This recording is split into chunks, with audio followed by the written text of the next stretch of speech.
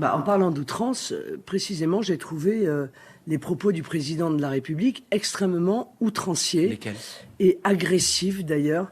Je le trouve très agressif depuis qu'il est entré en campagne, agressif dans ses postures. Mais qu'est-ce qui vous amène à dire que ces présidents-là peuvent avoir tombé dans les mêmes drogues ? Pour parler de notre président actuel, je trouve que bon, il a des mimiques un peu douteuses. Le fait de toujours se gratouiller le nez. Vous savez, en Hollande, quand j'allais dans les discothèques, quand je suis arrivé en Hollande en 72, je voyais les gens sortir des toilettes, ils faisaient comme ça. C'était le signe, cabalistique, on va dire, du trafic, du consommateur. Je veux dire aussi qu'il n'y a pas que ces signes-là. Il y a les yeux, le regard. Bon, j'ai trouvé personnellement, après j'affirmerai, que Macron, il avait un drôle de regard ces derniers temps. Hein. Et puis son comportement. Hautain et tout.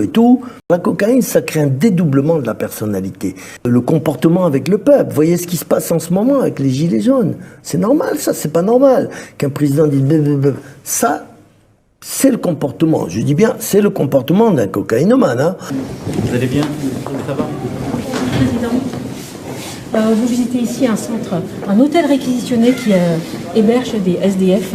Nous avons croisé une dizaine de sans-abri dans notre trajet depuis l'Élysée jusqu'ici, vous les avez sûrement vus. Est-ce que vous pensez qu'on arrivera à mettre à l'abri tous les sans-abri dans cette période de confinement ? C'est en tout cas l'objectif qui est le nôtre. Alors après, il y a des difficultés de terrain que toutes celles et ceux qui travaillent au quotidien le connaissent. Président, vous visitez ici un hôtel réquisitionné. C'est de la bonne cocaïne.